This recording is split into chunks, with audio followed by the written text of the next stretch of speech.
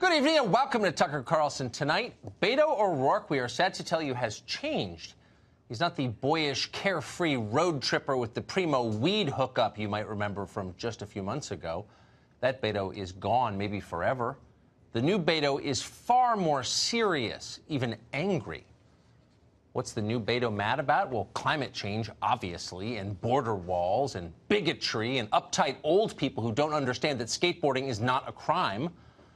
Also, that buzzkill Pete Buttigieg, or whatever his name is, who snuck up and stole his spot in the presidential rankings.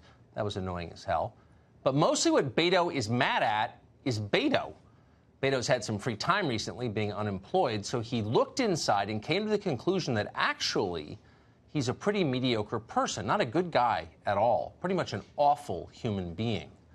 Most people would keep that knowledge to themselves. Not Beto. He went on The View today to tell everyone. You did a Vanity Fair cover to announce your campaign, and you said you were, quote, born to be in it. You went across the country alone on a road trip after you lost your election, and you said you, quote, sometimes help raise your kids. These are things in my mind that a female candidate wouldn't be able to get away with. Do you think you can get away with more because you're a man? And do you have any regrets about launching on the cover of Vanity Fair? You're right. There are things that I have been privileged to do in my life that others cannot.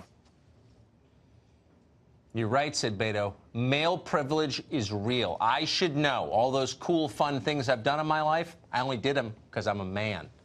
And I feel bad about that. So bad that I've had a committee of diversity consultants draft an awkwardly written statement of moral culpability, which I will now read to you with feigned sincerity in the hope that it's sufficient atonement for my sins. Here we go. The systematic foundational discrimination that we have in this country in every aspect of life is something that I have not experienced in my lifetime. And I've had advantages that others could not enjoy. Yeah, so that clears that up. In case you thought that Beto might be suffering from systematic foundational discrimination in every aspect of his life, now you know the truth. He's not. And he's deeply ashamed of that, because it's morally superior to be discriminated against, as the rich and pampered ladies of The View, who are also somehow victims, can and will tell you. But whatever, Beto can't help it if people don't hate him for who he is. That's the downside of privilege. People like you too much. All Beto can do is try harder to be despised as much as he despises himself, which he has pledged to do. I have my work cut out for me to be a better person and ensure that I'm more mindful to the experiences that others have had, different than the experiences that I've had. You regret the Vanity Fair cover. Are those mistakes? Would you say those are mistakes, being on the cover of Vanity Fair?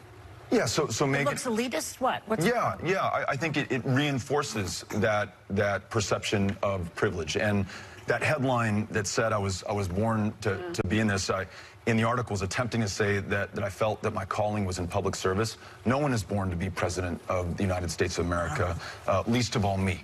What about the part-time dad thing? Yeah, so listen. You got some flack for that one. Absolutely, and I deserved it. I deserved it.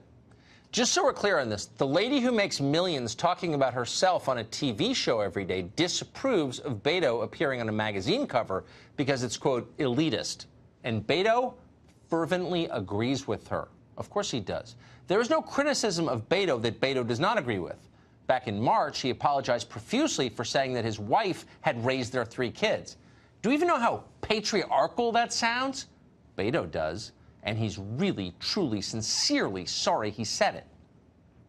Not only will I not say that again, but I'll be much more thoughtful going forward in the way that I talk about our marriage, and also the way in which I acknowledge the truth of the criticism that I have enjoyed white privilege.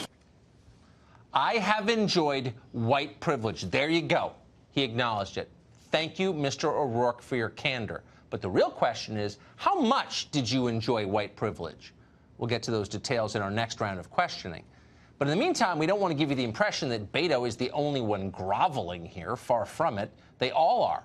For Democrats in 2019, to run is to grovel. Here's Mayor Pete of South Bend remembering with sadness and horror the one time years ago when he suggested that all human life had value. How could he have been so stupid and cruel?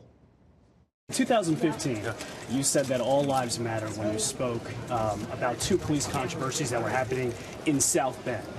Was that a mistake?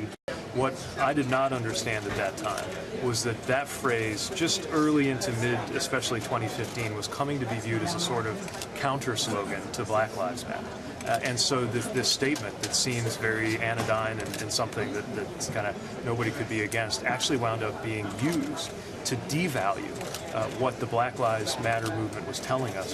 Since learning about how that phrase was being used to push back on that activism, I've stopped using it in that context.